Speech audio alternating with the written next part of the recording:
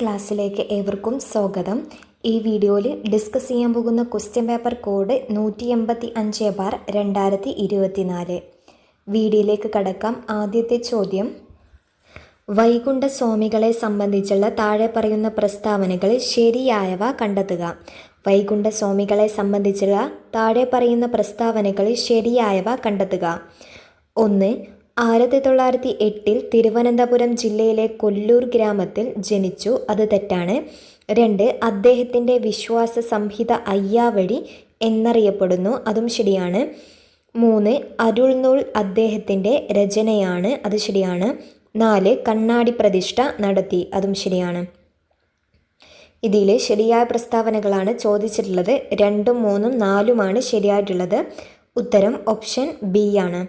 രണ്ടാമത്തെ ചോദ്യം, വയനാട്ടിൽ ബ്രിട്ടീഷുകാർക്കെതിരായി നടന്ന കുറിച്യ കലാപത്തെപ്പറ്റി താഴെ പറയുന്നവയിൽ തെറ്റായ പ്രസ്താവന ഏതാണ്? വയനാട്ടിൽ ബ്രിട്ടീഷുകാർക്കെതിരായ നടന്ന കുറിച്യ കലാപത്തെപ്പറ്റി താഴെ പറയുന്നതിൽ തെറ്റായ പ്രസ്താവന ഏത്? 1. കലാപം നടന്നത് 1812 അത് ശരിയാണ്.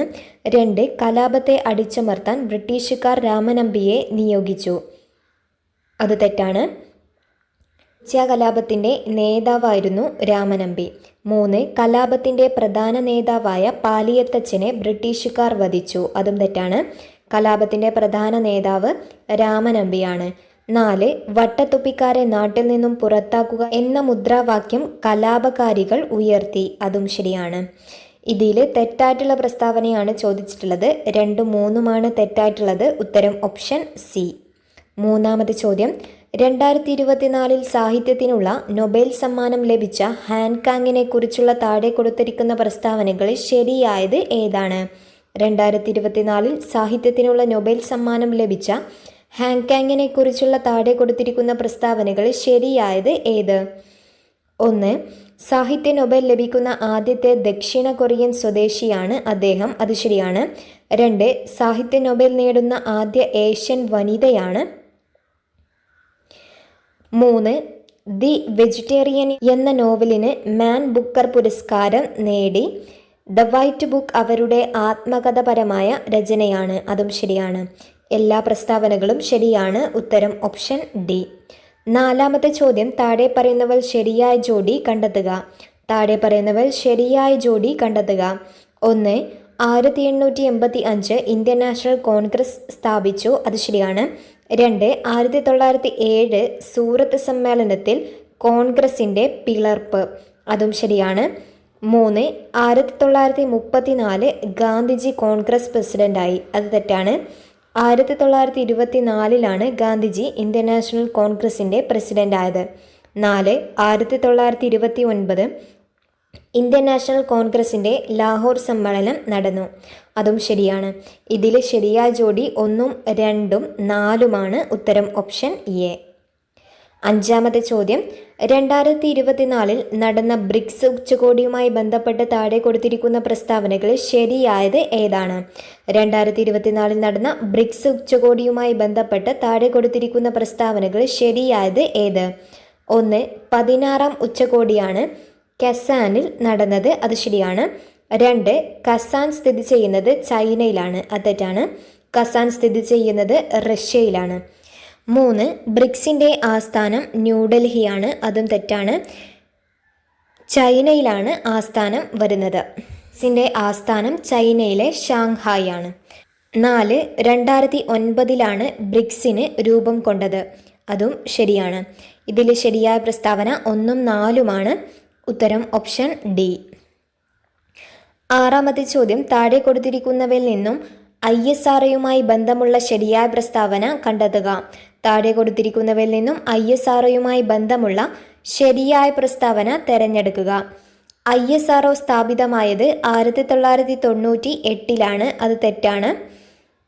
1969 ഓഗസ്റ്റ് 15 ISRO സ്ഥാപിതമായത്. 2. ഇതിൻ്റെ ആസ്ഥാനം കൽക്കത്തയിലെ അന്തരീക്ഷ ഭവനാണ്. അതും തെറ്റാണ്. ഇതിൻ്റെ ആസ്ഥാനം ബാംഗ്ലൂരിലെ അന്തരീക്ഷ ഭവനാണ്. ഇതിൻ്റെ ആദ്യത്തെ ചെയർമാൻ വിക്രം സാരാഭായ് ആയിരുന്നു. അത് ശരിയാണ്. 4. വിക്രം സാരാഭായ് സ്പേസ് സെന്റർ തിരുവനന്തപുരത്ത് സ്ഥിതി ചെയ്യുന്നു. അതും ശരിയാണ്. ഇതിൽ ശരിയായ പ്രസ്താവന 3ഉം 4ഉമാണ്. ഉത്തരം ഓപ്ഷൻ ബി. 7ാമത്തെ ചോദ്യം, സ്വാതന്ത്ര്യ സമര കാലത്ത് മലബാറിൽ പ്രസിദ്ധീകരിച്ച അൽ അമീൻ പത്രവുമായി ബന്ധപ്പെട്ട താഴെ കൊടുത്തിരിക്കുന്ന പ്രസ്താവനകൾ ശരിയായത് ഏതാണ്? സ്വാതന്ത്ര്യ സമര കാലത്ത് മലബാറിൽ പ്രസിദ്ധീകരിച്ച അൽ അമീൻ പത്രവുമായി ബന്ധപ്പെട്ട് താഴെ കൊടുത്തിരിക്കുന്ന പ്രസ്താവനകൾ ശരിയായത് ഏതാണ്? 1. മുഹമ്മദ് അബ്ദുറഹ്മാൻ സാഹിബിന്റെ നേതൃത്വത്തിലാണ് ആരംഭിച്ചത്. അത് ശരിയാണ്. 2. 1924 ഒക്ടോബർ 12-നാണ് ആരംഭിച്ചത്. അതും ശരിയാണ്. 3. 1939 ബ്രിട്ടീഷ് സർക്കാർ പത്രം നിരോധിച്ചു. അതും ശരിയാണ്.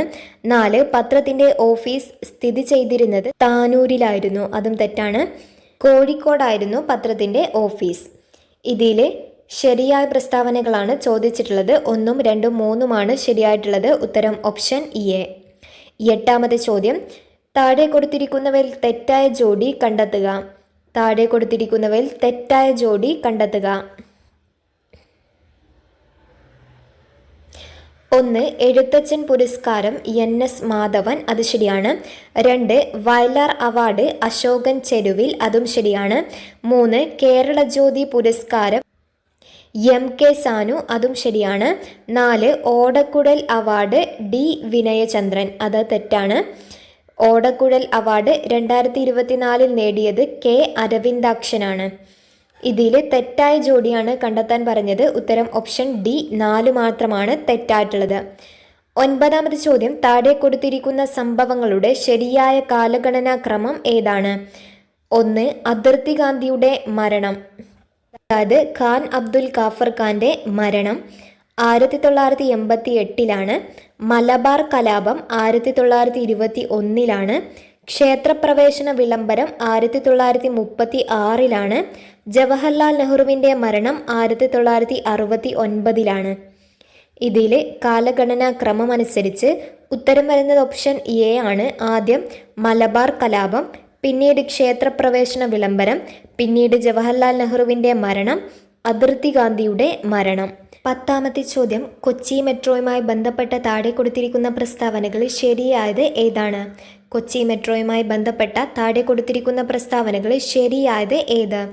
1. കൊച്ചി മെട്രോ ഉദ്ഘാടനം ചെയ്തത് 2017 ജൂൺ 17-നാണ്. അത് ശരിയാണ്. 2. KMRL ആണ് ഇതിൻ്റെ പ്രവർത്തന ചുമതല വഹിക്കുന്നത്. അതും ശരിയാണ്. 3. കൊച്ചി മെട്രോയുമായി അനുബന്ധ ജലപാത പദ്ധതിയാണ് കൊച്ചി വാട്ടർ മെട്രോ. അതും ശരിയാണ്. 4. ഇന്ത്യയിലെ 18ാമത്തെ മെട്രോ റെയിൽവേയാണിത്. അതാണ് തെറ്റായിട്ടുള്ളത്. ഇന്ത്യയിലെ 8ാമത്തെ മെട്രോ റെയിൽവേയാണിത്. ഇതിൽ ശരിയായ പ്രസ്താവനകൾ 1ഉം 2ഉം 3ഉമാണ്. ഉത്തരം ഓപ്ഷൻ സി. 11ാമത് ചോദ്യം, കിബുൾ ലംജാവോ ദേശീയോദ്യാനം സ്ഥിതി ചെയ്യുന്ന സംസ്ഥാനം ഏതാണ്? കിബുൾ ലംജാവോ ദേശീയോദ്യാനം സ്ഥിതി ചെയ്യുന്ന സംസ്ഥാനം ഏത്? ഉത്തരം ഓപ്ഷൻ എ മണിപ്പൂർ. 12ാമത് ചോദ്യം, നഗരഗാർഹിക അവശിഷ്ടങ്ങളിൽ നിന്നും വൈദ്യുതി ഉൽപ്പാദിപ്പിക്കുന്ന ഇന്ത്യയിലെ ആദ്യത്തെ അർബൻ വേസ്റ്റ് മാനേജ്മെൻറ്റ് സംവിധാനം നടപ്പിലാക്കിയ നഗരം ഏതാണ്? നഗരഗാർഹിക അവശിഷ്ടങ്ങളിൽ നിന്നും വൈദ്യുതി ഉൽപ്പാദിപ്പിക്കുന്ന ഇന്ത്യയിലെ ആദ്യത്തെ അർബൻ വേസ്റ്റ് മാനേജ്മെൻറ്റ് സംവിധാനം നടപ്പിലാക്കിയ നഗരം ഏതാണ്? ഉത്തരം ഓപ്ഷൻ എ അഹമ്മദാബാദ്. 13ാമത്തെ ചോദ്യം, ജൂൺ മാസത്തിൽ തുടങ്ങി സെപ്റ്റംബർ മാസം വരെ നീണ്ടു നിൽക്കുന്ന ഇന്ത്യയിലെ കാർഷിക കാലം ഏതാണ്? ജൂൺ മാസത്തിൽ തുടങ്ങി സെപ്റ്റംബർ മാസം വരെ നീണ്ടു നിൽക്കുന്ന ഇന്ത്യയിലെ കാർഷിക കാലം ഏത്? ഉത്തരം ഓപ്ഷൻ ഡി ഖാരിഫ്. 14ാമത്തെ ചോദ്യം, അവശിഷ്ട പർവ്വതങ്ങൾക്ക് റെസിജ്വൽ പർവ്വതങ്ങൾക്ക് ഉദാഹരണം ഏതാണ്? അവശിഷ്ട പർവ്വതങ്ങൾക്ക് ഉദാഹരണം ഉത്തരം ഓപ്ഷൻ എ ആരവല്ലി. 15ാമത്തെ ചോദ്യം, ക്രിസ്റ്റലൈൻ കായാന്തിക ശിലകളിൽ നിന്നും ഖാദനഫലമായി ഉണ്ടാകുന്ന മണ്ണിനം ഏതാണ്? ക്രിസ്റ്റലൈൻ കായാന്തരിക ശിലകളിൽ നിന്നും ഖാദനഫലമായി ഉണ്ടാകുന്ന മണ്ണിനം ഏതാണ്? ഉത്തരം ഓപ്ഷൻ ബി ചുവന്ന മണ്ണ് അഥവാ റെഡ് സോയിൽ. 16ാമത്തെ ചോദ്യം, ഇലക്ട്രിക്കൽ കേബിൾ, ഇലക്ട്രോണിക്സ്, രാസവ്യവസായങ്ങളിൽ ഉപയോഗിക്കുന്ന കോപ്പർ നിക്ഷേപം, ചെമ്പ് കൂടുതലായി കണ്ടുവരുന്ന സംസ്ഥാനം ഏതാണ്? ഇലക്ട്രിക്കൽ കേബിൾ, ഇലക്ട്രോണിക്സ്, രാസവ്യവസായങ്ങളിൽ ഉപയോഗിക്കുന്ന കോപ്പർ നിക്ഷേപം കൂടുതലായി കണ്ടുവരുന്ന സംസ്ഥാനം ഏതാണ്? ഉത്തരം ഓപ്ഷൻ ബി മധ്യപ്രദേശ്.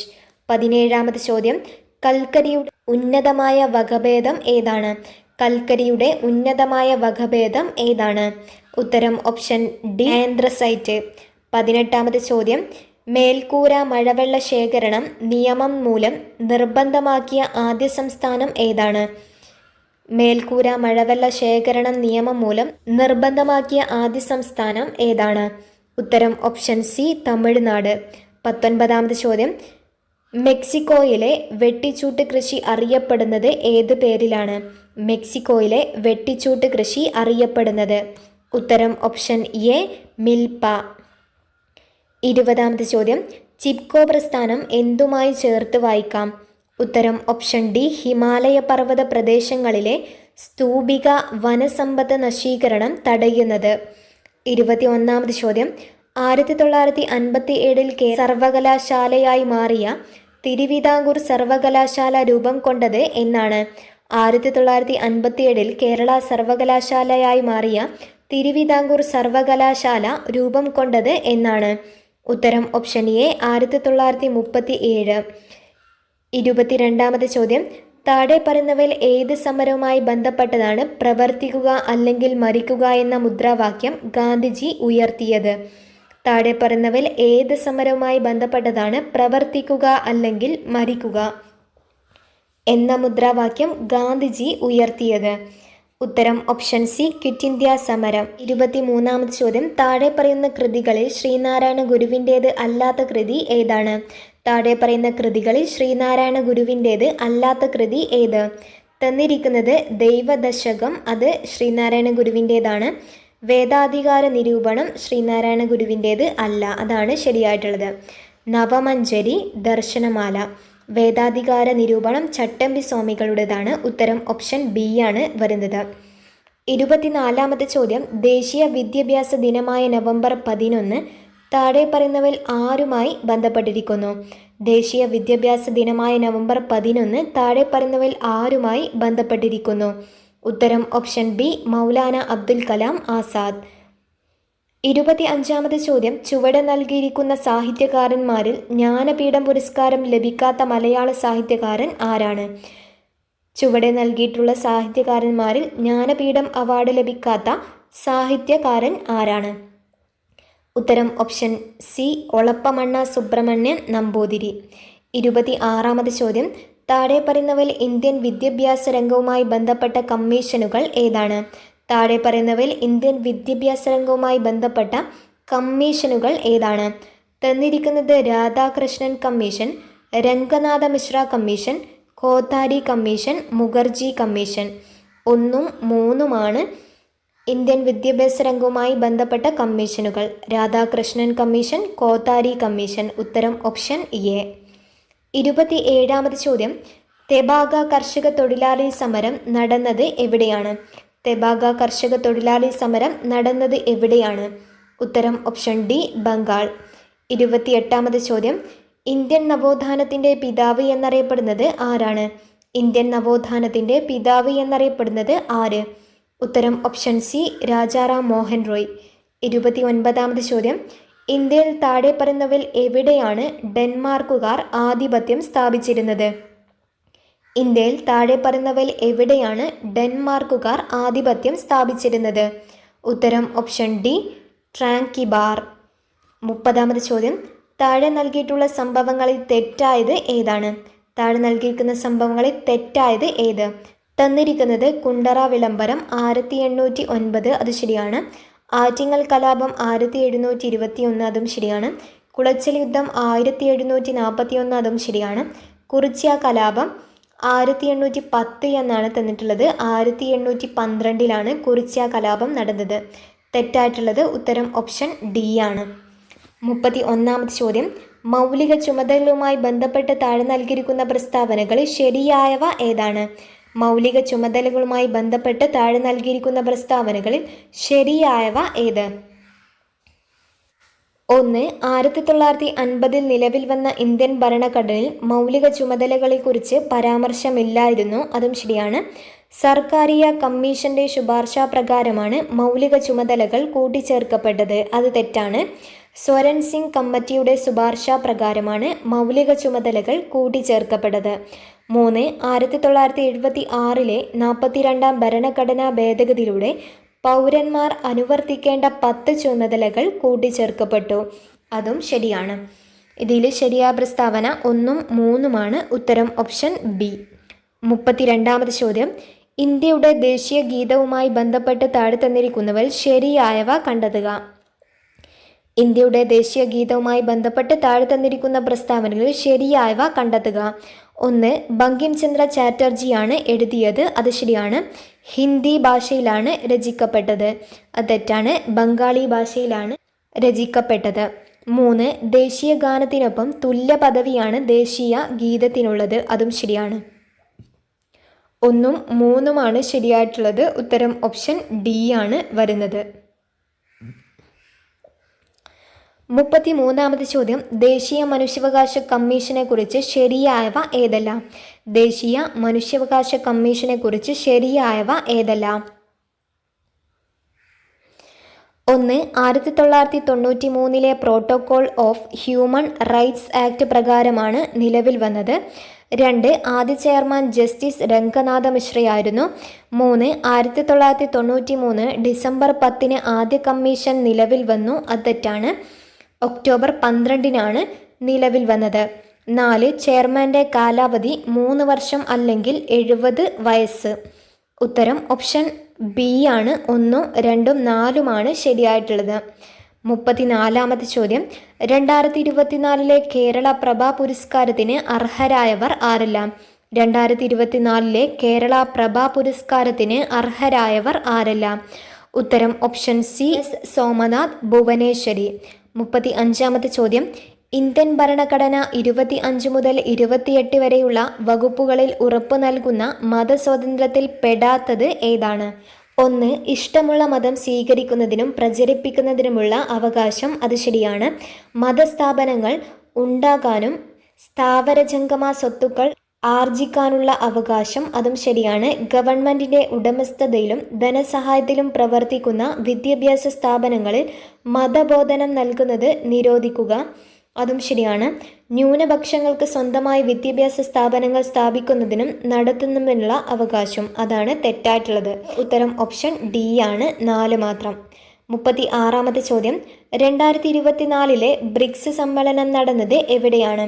2024 ബ്രിക്സ് സമ്മേളനം നടന്നത് എവിടെയാണ്? ഉത്തരം ഓപ്ഷൻ എ റഷ്യ. 37ാമത്തെ ചോദ്യം. കുറിച്യ ലഹളയുമായി ബന്ധപ്പെട്ട ശരിയായ പ്രസ്താവനകൾ ഏതാണ്? കുറിച്യ ലഹളയുമായി ബന്ധപ്പെട്ട ശരിയായ പ്രസ്താവനകൾ ഏത്? 1. 1812 കുറിച്യ ലഹള ഉണ്ടായത്. അത് ശരിയാണ്. വയനാട് ജില്ലയിലെ കുറിച്യ കുംഭാര വിഭാഗത്തിൽപ്പെട്ടവരാണ് ലഹളയ്ക്ക് നേതൃത്വം നൽകിയത്. അത് തെറ്റാണ്. കുറിച്യരും കുറുമ്പരുമാണ് ലഹളയ്ക്ക് നേതൃത്വം നൽകിയത്. പ്രധാന നേതാവ് രാമനമ്പിയായിരുന്നു. ബ്രിട്ടീഷ് ഈസ്റ്റ് ഇന്ത്യ കമ്പനി മലബാറിൽ നടപ്പിലാക്കിയ ജനവിരുദ്ധ നികുതി നയങ്ങൾക്കെതിരെ നടത്തിയ ലഹളയാണ് കുറിച്യ കലാപം. അതും ശരിയാണ്. ശരിയായ പ്രസ്താവനകൾ 1ഉം 3ഉം 4ഉമാണ്. ഉത്തരം ഓപ്ഷൻ സി. 38ാമത് ചോദ്യം. കേരളത്തിലെ ആദ്യത്തെ വനിതാ മാസിക ഏതാണ്? കേരളത്തിലെ ആദ്യത്തെ വനിതാ മാസിക ഏത്? ഉത്തരം ഓപ്ഷൻ സി. കേരളീയ സുഗുണബോധിനി. 39ാമത് ചോദ്യം. വിവരാവകാശ കമ്മീഷനുമായി ബന്ധപ്പെട്ട വസ്തുതകളിൽ ശരിയായവ ഏതാണ്? വിവരാവകാശ കമ്മീഷനുമായി ബന്ധപ്പെട്ട വസ്തുതകളിൽ ശരിയായവ ഏത്? 1. വിവരാവകാശ പ്രസ്ഥാനത്തിൻ്റെ പ്രവർത്തനങ്ങൾക്ക് തുടക്കം കുറിച്ചത് രാജസ്ഥാനിലാണ്.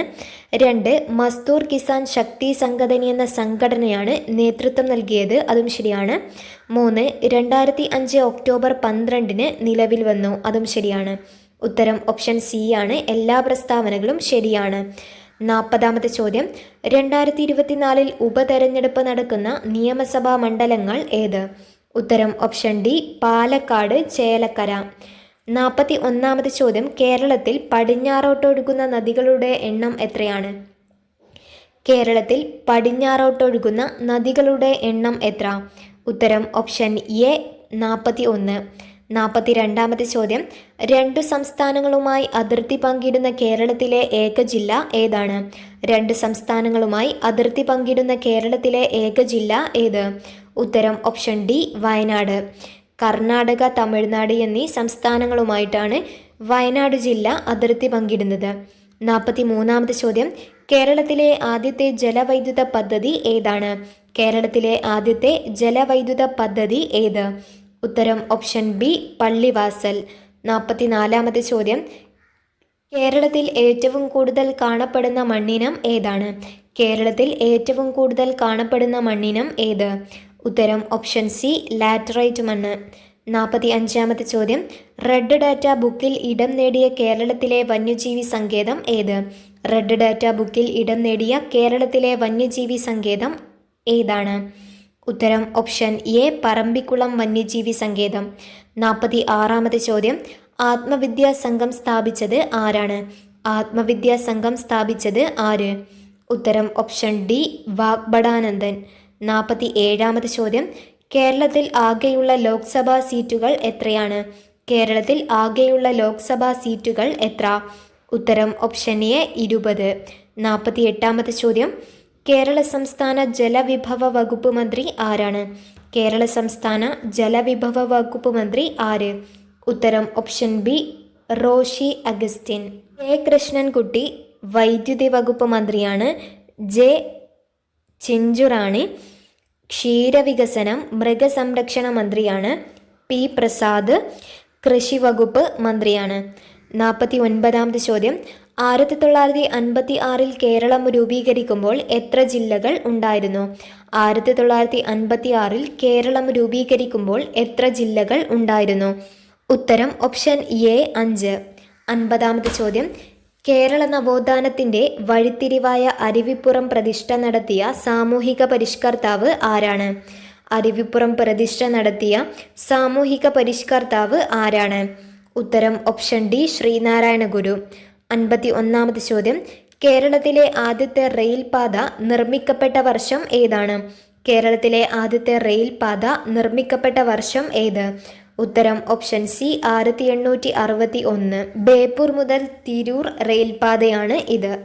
52-ാമത്തെ ചോദ്യം, പയ്യന്നൂരിൽ വെച്ച് നടന്ന കോൺഗ്രസ് സമ്മേളനത്തിൻ്റെ അധ്യക്ഷൻ ആരായിരുന്നു? പയ്യന്നൂരിൽ വെച്ച് നടന്ന കോൺഗ്രസ് സമ്മേളനത്തിൻ്റെ അധ്യക്ഷൻ ആരായിരുന്നു? ഉത്തരം ഓപ്ഷൻ സി, ജവഹർലാൽ നെഹ്റു. 53-ാമത്തെ ചോദ്യം, തിരുവിതാംകൂറിലെ രാഷ്ട്രീയ പ്രക്ഷോഭവുമായി ബന്ധമില്ലാത്തത് ഏതാണ്?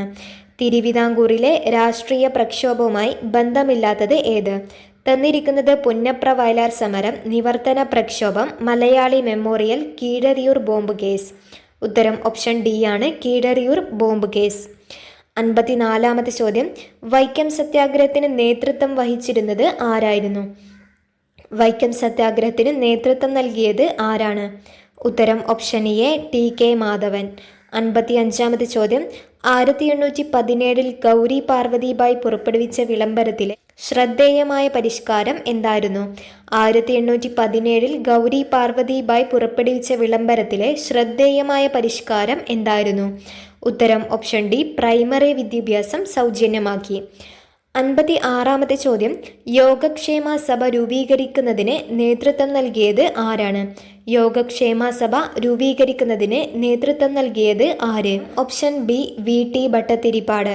57-ാമത്തെ ചോദ്യം, 1920-ൽ മഞ്ചേരിയിൽ നടന്ന മലബാർ രാഷ്ട്രീയ സമ്മേളനത്തിൽ ഉൾപ്പെടാത്ത വിഷയം ഏതാണ്? 1920-ൽ മഞ്ചേരിയിൽ നടന്ന മലബാർ രാഷ്ട്രീയ സമ്മേളനത്തിൽ ഉൾപ്പെടാത്ത വിഷയം ഏതാണ്? ഉത്തരം ഓപ്ഷൻ സി, ജനസംഖ്യാനുപാത സംവരണം. 58-ാമത്തെ ചോദ്യം, മലയാള ഭാഷയിലെ ആദ്യ നിഘണ്ടു ആരുടെ സംഭാവനയായിരുന്നു? മലയാള ഭാഷയിലെ ആദ്യ നിഘണ്ടു ആരുടെ സംഭാവനയായിരുന്നു?